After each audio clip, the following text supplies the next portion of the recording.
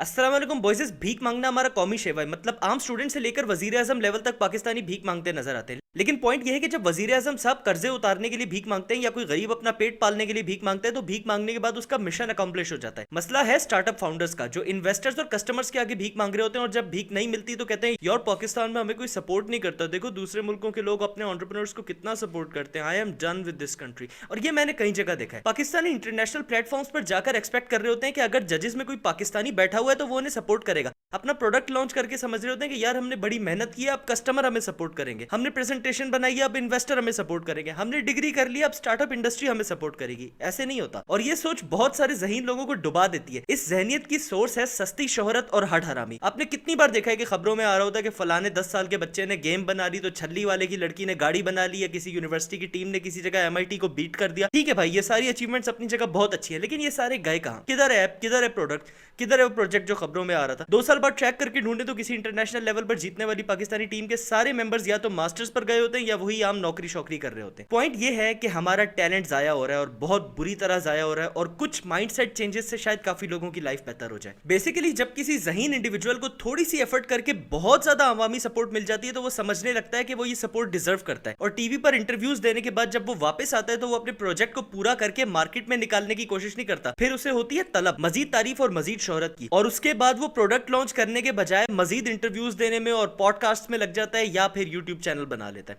क्योंकि इस तरीके से बहुत थोड़ी सी मेहनत करके बहुत सारी वैलिडेशन मिल जाती है। इस तरह करते करते बहुत सारे लाइक लोग सेलिब्रिटी बनने के चक्कर में खच्चर बन जाते हैं, क्योंकि जब ये सस्ती शोहरत का गुब्बारा फटता है और असल में प्रोडक्ट लॉन्च करने का टाइम आता है तो हाथ में थोड़े से फॉलोअर्स के अलावा कुछ भी नहीं होता और हट हरामी की आदत अलग पड़ गई होती है। और ये चीज एंटरप्रेन्योर्स के लिए बहुत खतरनाक है। मैं जिस कंपनी में काम करता हूँ बी फ्रीज, उसमें भी कुछ हद तक यही सीन होने लगा था। जब हमें हर प्राइस से इन्वेस्टमेंट मिली तो मैं और मार्केटिंग टीम इस अचीवमेंट को मार्केट करने में लग गए, जबकि अभी हमारे प्रोडक्ट में काम रहता था। लेकिन अल्हम्दुलिल्लाह हमारा CEO बहुत सुलझा हुआ और काम का बंदा है। उसने बाकी सारों को इंसान बनाया कि बगैर तो ये कंजरपने करते रहना, फिलहाल काम ज्यादा जरूरी है। और इसीलिए मैं इस चैनल पे ज्यादा मेहनत नहीं कर पा रहा, क्योंकि प्रोडक्ट डेवलपमेंट अभी थोड़ी सी रहती है। लेकिन इसके मिरर में एक और टीम को मैं जानता हूं जिन्हें लॉन्च होने के साथ ही उनके मुल्क से बहुत ज्यादा सपोर्ट मिल गई थी। उनकी यूनिवर्सिटी फीस माफ, गवर्नमेंट की सपोर्ट, बहुत सारी मीडिया कवरेज, लेकिन उन्होंने इन चक्करों में पढ़कर काम छोड़ दिया। और मेरी आखिरी बार जब उनसे बात हुई थी तो वो कह रहे थे कि यार यकीन नहीं आ रहा इन्वेस्टमेंट क्यों नहीं मिली, और मैं उसके जवाब में चुप करके सुन रहा था, क्योंकि अगर मैं उन्हें सच बताता तो आगे से उन्होंने कहना था कि नेगेटिविटी फैला रहा है। तो सस्ती शोहरत आपको भिखारी बना देती है और आपका माइंडसेट ये हो जाता है कि चूंकि मैं बड़ा स्पेशल हूं, चुनाचे मुझे कवरेज मिली है, लिहाजा आगे भी लोग मुझे अच्छा ट्रीट करेंगे और मेरा प्रोडक्ट खरीदेंगे या मेरा कंटेंट देखेंगे या मुझे इन्वेस्टमेंट देंगे। लेकिन दुनिया कहती है कि ना पुत्र, ऐसे नहीं होता। और इस भिखारी मेंटेलिटी में सस्ती शोहरत के बाद सबसे बड़ा फैक्टर है नेशनलिज्म और पेट्रियटिज्म का, कि मैंने पाकिस्तान का नाम रोशन किया, लिहाजा मुझे कामयाब होना चाहिए। पाकिस्तान की मैं सिर्फ मिसाल दे रहा हूं, ये कीड़ा दूसरे मुल्कों में भी है।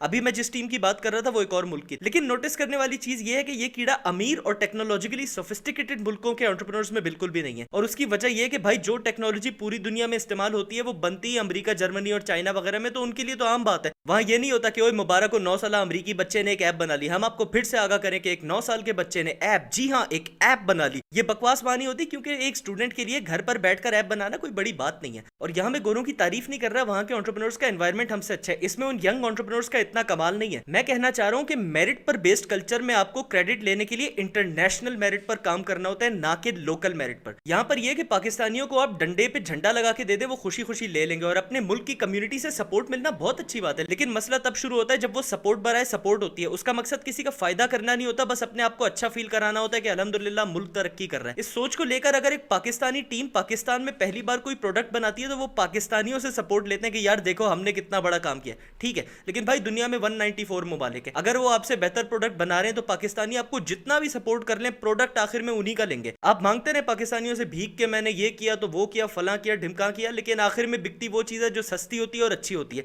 अब अगर मैं दीगर वजूहात में घुसूं कि भिखारी मेंटेलिटी हमारे अंदर आई कहां से, तो पूरा दिन लग जाएगा, और अल्हम्दुलिल्लाह मेरी ऑडियंस पे काफी बिजी लोग हैं, तो मैं फोकस करूंगा इस मेंटेलिटी का तोड़ कैसे किया जाता है। सबसे पहले तो आप ये याद रखें कि आपने मेहनत करके किसी पर एहसान नहीं किया, किसी की जिम्मेदारी नहीं है कि वो आपको सपोर्ट करे। अपने बहुत करीबी दोस्तों और रिश्तेदारों के अलावा किसी से एक्सपेक्ट ना करें कि वो आपकी मदद करेंगे। अगर कोई सपोर्ट कर रहा है तो उसकी वजह ये होनी चाहिए कि आपका प्रोडक्ट या आपका कंटेंट अच्छा है, उसे वो पसंद है। हाँ, करीबी दोस्तों का ये सीन है कि उनका बाप भी सपोर्ट करेगा। और उससे निकलता है पॉइंट नंबर 2 कि आपका प्रोडक्ट कैसा है। बिजनेस फेयर ट्रांजैक्शन पर बेस्ड होता है। धोबी को लोग भीख के पैसे नहीं देते, धोबी को लोग कन्वीनियंस के पैसे देते हैं। अगर धोबी ने कन्वीनियंस बेचना छोड़ दी तो फिर वो अपनी दुकान की ऐप बना बनाए या पेमेंट क्रिप्टो पर लेना शुरू कर दे या शेयर्स पब्लिक कर दे या ट्विटर पर आ जाए, जो कुछ कर ले दुकान नहीं चलनी। मतलब वो धोबी पांव तहज्जुद गुजारो और 10 बार हाजी हो, बेशक उसने जिंदगी में बहुत मुश्किलें देखी और उसकी बहुत इंस्पिरेशनल स्टोरी हो, बेशक उस धोबी की दुकान पर आपको साफ कपड़ों के साथ साथ होप और लव और फैमिली वैल्यूज और नॉस्टैल्जिया मिलता हो, अगर कपड़े साफ नहीं और टाइम पर नहीं मिलते तो पुत्र दुकान नहीं चलनी। तो आपको अपने कस्टमर का मसला सॉल्व करना होता है। 3, इसका यह मतलब नहीं है कि स्मार्ट मार्केटिंग नहीं करनी चाहिए। मैं खुद यूट्यूब पर नहीं बैठा हुआ, लेकिन स्मार्ट मार्केटिंग में आपने सबसे पहले देखना है कि मैं लोगों को किस तरह फायदा पहुंचाऊं। मार्केटिंग कंटेंट आप अपने लिए नहीं बनाते, अपनी ऑडियंस के लिए बनाते हैं। अगर आप कंटेंट वो बना रहे हैं जो लोगों को चाहिए या जो उन्हें पसंद आता है और मोस्ट इंपॉर्टेंटली लोग उस कंटेंट को इस लायक समझते हैं कि वो अपने दोस्तों और रिश्तेदारों के साथ शेयर करें, तो आपकी मार्केटिंग को कामयाब होने से कोई नहीं रोक सकता।